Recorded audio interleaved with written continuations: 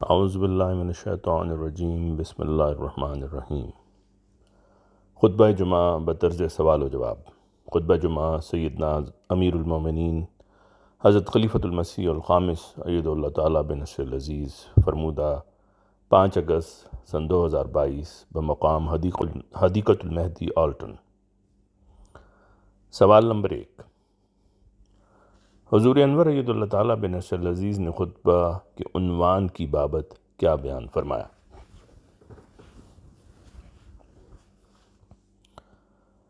حضور نے فرمایا کہ خدا تعالیٰ کے فضل سے اس سال جلسہ سالانہ برطانیہ 2019 کے بعد دوبارہ وسیع پیمانے پر منعقد ہو رہا ہے۔ گزشتہ سال بھی جلسہ ہوا تھا لیکن محدود تعداد کے ساتھ، گو اس سال بھی یہ جلسہ سالانہ صرف برطانیہ جماعت کا ہے اور باہر کے مہمان بہت محدود تعداد میں شامل ہو رہے ہیں، لیکن تینوں دن انشاءاللہ تعالی برطانیہ کی سب جماعتوں کو شامل ہونے کی اجازت ہے اور انشاءاللہ ہوں گی۔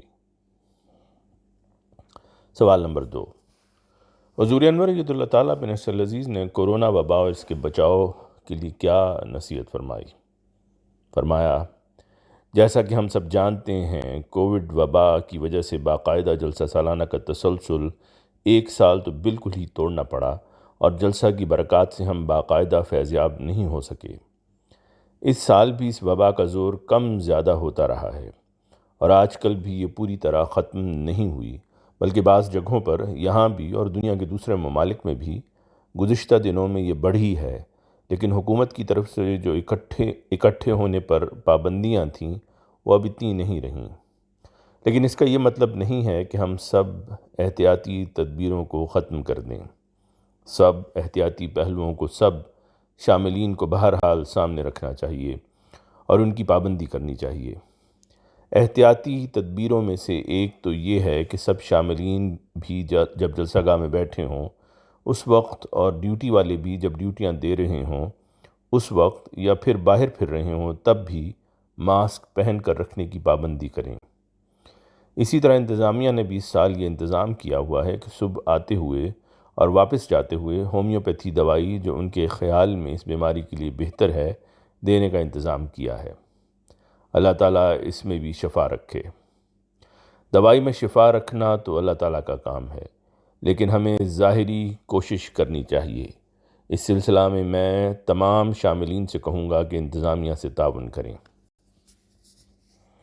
سوال نمبر 3، حضور انور اید اللہ تعالیٰ بنصر العزیز نے رضاکارانہ کام کرنے والوں کے اخلاص کا تذکرہ کرتے ہوئے انتظامیہ کو کیا توجہ دلائی؟ حضور نے فرمایا کہ دنیا یہ کوشش کرتی ہے کہ ہمیں رضاکارانہ کام کرنے کے لیے لوگ ملیں، لیکن جماعت احمدیہ کی تاریخ اس کے بالکل برعکس مثال پیش کرتی ہے کہ اتنے کام کرنے والے آ جاتے ہیں کہ انتظامیہ کو مشکل پیش آتی ہے کہ انہیں سنبھالیں کس طرح۔ جو جلسہ کی باقاعدہ ڈیوٹیاں ہیں ان میں تو پہلے چارٹ بن جاتے ہیں، پروگرام بن جاتے ہیں، ہر شعبہ کو اس کی ضرورت کے مطابق کارکن مہیا کرنے کی کوشش کی جاتی ہے اور کر دیے جاتے ہیں، لیکن جلسہ سے پہلے کا جو وقار عمل ہے یا بعد کا جو وقار عمل کا کام ہے اس میں بسا اوقات توقع سے زیادہ افراد آ جاتے ہیں کیونکہ عمومی تحریک کی جاتی ہے۔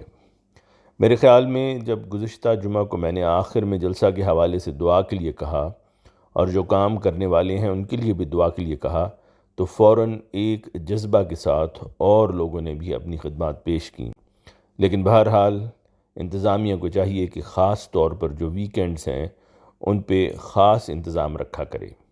ضیافت کے شعبہ کو آئندہ کے لیے یہ بات نوٹ کرنی چاہیے۔ سوال نمبر 4، حضور انور اید اللہ تعالیٰ بنصر العزیز نے کارکنوں کو جلسہ میں شامل مہمانوں کی خدمت کے بابت کیا نصیحت فرمائی؟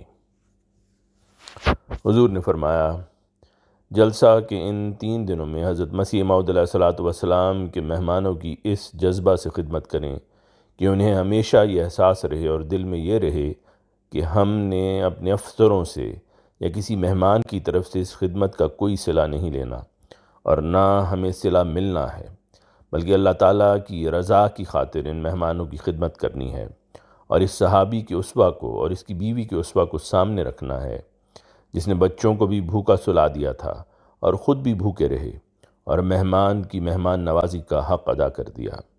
مہمان پر یہی ظاہر کیا روشنی بجھا کر کہ جس طرح وہ بھی اس کے ساتھ کھانے میں شریک ہیں، اور پھر خدا تعالیٰ نے ان کے اس فعل کو اتنا سراہا کہ آن حضرت صلی اللہ علیہ وسلم کو بھی اس کی خبر دی، اور اگلے دن آن حضرت صلی اللہ علیہ وسلم نے اس صحابی سے فرمایا کہ تمہاری رات کی تدبیر سے، یعنی اس مہمان کو کھانا کھلانے کے لیے جو مسلمان کی تدبیر تھی، اس پر اللہ تعالیٰ بھی ہنسا۔ اللہ تعالیٰ اس بات پر بڑا خوش ہوا اور ہنسا، اور قرآن کریم میں بھی اللہ تعالیٰ نے ایسی قربانی کرنے والوں کا ذکر فرمایا ہے۔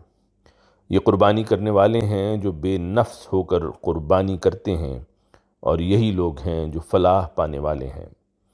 پس یہ تھے صحابہ کے طریق مہمان نوازی کرنے کے، مہمان کی خدمت کرنے کے۔ کتنے خوش قسمت ہیں وہ لوگ جو اللہ تعالیٰ کی رضا کی خاطر مہمانوں کی خدمت کا حق ادا کرنے کی کوشش کرتے ہیں، اور پھر مہمان بھی وہ جو زمانے کے امام کے بلانے پر آئے ہیں، جو اللہ تعالیٰ اس کے رسول صلی اللہ علیہ وسلم کی باتیں سننے کے لیے آئے ہیں، جو اللہ تعالیٰ کی رضا حاصل کرنے کی خواہش لے کر آئے ہیں۔ پس بہت خوش قسمت ہیں وہ سب رضاکار جو دین کی خاطر آنے والے مہمانوں کی خدمت اللہ تعالیٰ کو خوش کرنے کے لیے کر رہے ہیں۔ جب بڑی تعداد میں لوگ ہوں تو مختلف مزاج کے لوگ بھی ہوتے ہیں، بعض زیادہ گرم طبیعت کے بھی ہوتے ہیں، اور بعض دفعہ سختی سے کارکن سے مخاطب ہو جاتے ہیں یا سختی سے کسی چیز کا مطالبہ کرتے ہیں۔ لیکن کارکن کا کام ہے، مرد کارکنان کا بھی، لجنہ کی کارکنات کا بھی، کہ کسی سے سختی نہیں کرنی، کسی سختی سے بولنے والے کا سختی سے جواب نہیں دینا، بلکہ مسکراتے ہوئے جواب دینا ہے۔ اگر ضرورت پوری کر سکتے ہیں تو ضرورت پوری کریں، ورنہ نرمی سے، پیار سے معذرت کر دیں، یا اپنے بالا افسر کے پاس لے جائیں جو مہمان کا مسئلہ حل کر دے۔ بعض دفعہ یہ کام بہت مشکل ہو جاتا ہے، لیکن خدا تعالیٰ کی رضا حاصل کرنے کے لیے یہ کام کرنا چاہیے۔ اپنے جذبات کو، اپنی زبان کو قابو میں رکھنا چاہیے۔ اسی طرح آپس میں بھی کارکنان جو ہیں اپنی زبان کو ایک دوسرے کے لیے نرم رکھیں۔ افسران اور نگران بھی اپنے معاونین کے ساتھ نرم زبان میں گفتگو کریں۔ اگر کسی سے کوئی غلطی ہو جائے تو پیار سے سمجھائیں۔ افسران کو بھی یہ احساس ہونا چاہیے کہ یہ رضاکار اللہ تعالیٰ کی رضا کی خاطر حضرت مسیح موعود علیہ الصلوۃ والسلام کے مہمانوں کی خدمت کے لیے آئے ہیں، اور باوجود اس کے کہ کسی خاص شعبہ کے لیے تربیت یافتہ نہیں ہیں، خدمت کے جذبہ سے بے نفس ہو کر خدمت کر رہے ہیں، تو ان کی عزت افزائی ہونی چاہیے۔ اللہ تعالیٰ آپس میں بھی سب کو مل جل کر کام کرنے کی توفیق دے، اور یہ جذبہ اس وقت پیدا ہوگا جب افسروں کو بھی اور معاونین کو بھی اس بات کا ادراک ہوگا کہ ہم نے یہ خدمت قربانی کے جذبہ سے کرنی ہے۔ سوال نمبر 5، حضرت مسیح موعود علیہ السلام نے مہمانوں سے حسن سلوک کی بابت کیا فرمایا؟ حضور عید اللہ تعالیٰ بنصر العزیز نے اس کے متعلق فرمایا کہ حضرت مسیح موعود علیہ الصلوۃ والسلام نے مہمانوں سے حسن سلوک کے بارے میں بہت سے مواقع پر نصائح فرمائی ہیں۔ ایک موقع پر فرمایا، دیکھو بہت سے مہمان آئے ہوئے ہیں، ان میں سے بعض کو تم جانتے ہو، بعض کو تم شناخت کرتے ہو، بعض کو نہیں، اس لیے مناسب ہے کہ سب کو واجب الاکرام جان کر تواضع کرو۔ حضور عید اللہ فرماتے ہیں کہ پس یہ اصول ہمیشہ ہر کارکن کو، اور خصوصاً ان کارکنان کو جن کا براہ راست لوگوں سے واسطہ پڑتا ہے، سامنے رکھنا چاہیے۔ خاص طور پر شعبہ مہمان نوازی اور طعام وغیرہ کی جو خدمت ہے وہ اس پر بہت پابندی سے عمل کریں۔ سوال نمبر 6،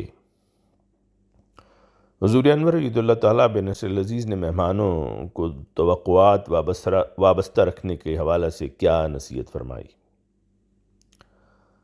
حضور نے فرمایا کہ اگر مہمان اس بات کو سمجھ جائیں اور اس کی پابندی کر لیں، جو اسلام کی تعلیم ہے کہ مہمان اپنے میزبان پر غیر معمولی، غیر ضروری بوجھ نہ ڈالے، تو پھر محبت اور پیار والی فضا قائم رہتی ہے۔ مہمان اگر میزبان سے غلط توقعات یا ضرورت سے زیادہ توقعات وابستہ کریں تو مسائل پیدا ہوتے ہیں۔ بس مہمانوں کو بھی چاہیے کہ ضرورت سے زیادہ توقعات وابستہ نہ کریں۔ اگر یہ صورت ہوگی تو پھر گھر والے بھی سہولت میں رہیں گے، اور جن کے سپرد مہمانوں کا انتظام ہے وہ بھی، اور مہمان بھی سہولت میں رہیں گے۔ بس اس بات کو ہمیشہ ذہن میں رکھیں، جماعتی نظام کے تحت بھی جو ٹھہرے ہوئے ہیں وہ ان کارکنان کے شکر گزار ہوں کہ ان کے احمدی بھائی بہنوں نے باوجود اپنی اچھی پوزیشنوں کے اپنے آپ کو مہمانوں کی خدمت کے لیے پیش کیا ہوا ہے۔ بعض دفعہ کھانا مہمان کے مزاج کے مطابق نہیں بنتا، حالانکہ اس جماعتی روایت کا ہر احمدی کو پتہ ہے کہ جلسہ کے دنوں میں ہمارے ہاں عموماً آلو گوشت اور دال پکتی ہے، تو مہمانوں کو ان کے مزاج کے مطابق کھانا نہ بھی ملے تو خوشی سے کھا لینا چاہیے۔ حضرت صلی اللہ علیہ وسلم نے فرمایا کہ مہمان کو میزبان کی طرف سے جو بھی کھانا پیش کیا جائے اسے خوشی سے کھا لینا چاہیے۔ حضور انور عید اللہ تعالیٰ بنصر العزیز نے جلسہ میں آنے والوں کو کیا دعا پڑھنے کی تحریک فرمائی؟ حضور نے فرمایا، حضرت صلی اللہ علیہ وسلم نے تو ہمیں ہر موقع کی دعا سکھائی ہے۔ بعض لوگ اپنے گھروں کو چھوڑ کر جلسہ کی برکات سے مستفیض ہونے کے لیے آئے ہیں، انہیں پیچھے اپنے گھر والوں کی فکر بھی ہوگی، تو آپ صلی اللہ علیہ وسلم نے فرمایا کہ یہ دعا کیا کرو، اے ہمارے خدا، میں پناہ مانگتا ہوں سفر کی سختیوں سے، ناپسندیدہ اور بے چین کرنے والے مناظر سے، مال اور اہل و عیال میں برے نتیجہ سے، اور غیر پسندیدہ تبدیلی سے۔ حضور نے فرمایا کہ بڑی جامع دعا ہے، سفر میں اپنے آپ کو بھی ہر طرح سے محفوظ رکھنے کے لیے دعا ہے، اور گھر والوں کے اللہ تعالیٰ کی حفاظت میں رہنے کی بھی دعا ہے۔ ایسی سوچ اور ایسی دعاؤں سے زبانوں کو ترک کرتے ہوئے جب یہاں ہر مرد عورت پھر رہا ہوگا تو پھر جہاں ماحول پرسکون ہوگا، دلوں کی تسکین کے سامان ہو رہے ہوں گے، وہاں اللہ تعالیٰ ہر برے منظر سے بھی بچا کے رکھے گا۔ سوال نمبر 8، حضور انور عید اللہ تعالیٰ بنصر العزیز نے جلسہ میں شامل ہونے والوں کو نمازوں اور تقاریر سننے کی بابت کیا نصیحت فرمائی؟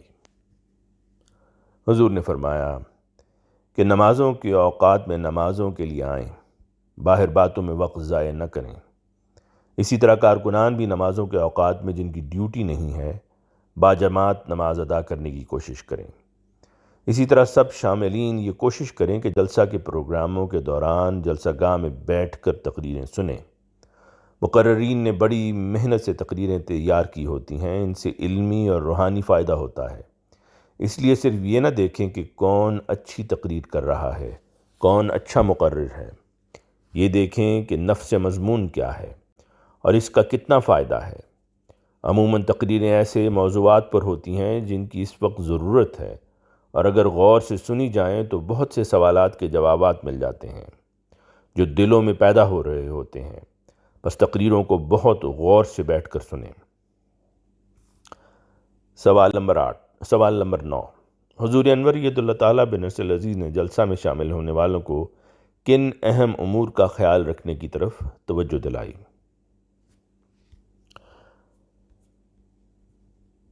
فرمایا کہ اسی طرح میں ہر سال کہتا ہوں کہ ٹوائلٹس استعمال کرنے والے، غسل خانے استعمال کرنے والے جو ہیں وہ صفائی کا بھی خیال رکھیں، اور اس سال خاص طور پہ پانی کو بھی ضائع نہ کریں۔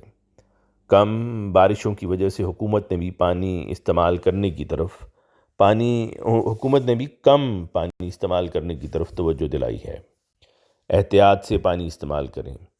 اسی طرح خشک گھاس کو بڑی آسانی سے یہاں آگ لگ جاتی ہے، اس بارے میں بھی خاص احتیاط کریں۔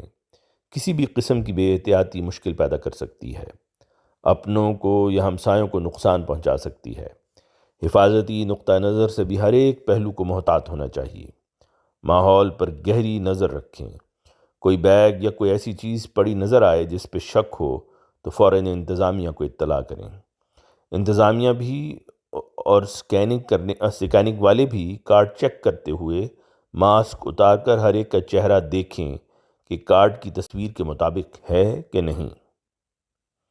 سوال نمبر 10، حضور انور عید اللہ تعالیٰ بنصر العزیز نے خطبہ کے آخر پر جلسہ سالانہ میں شامل ہونے والوں کے لیے حضرت مسیح موعود علیہ السلام کے کون سے دعائیہ کلمات بیان فرمائے۔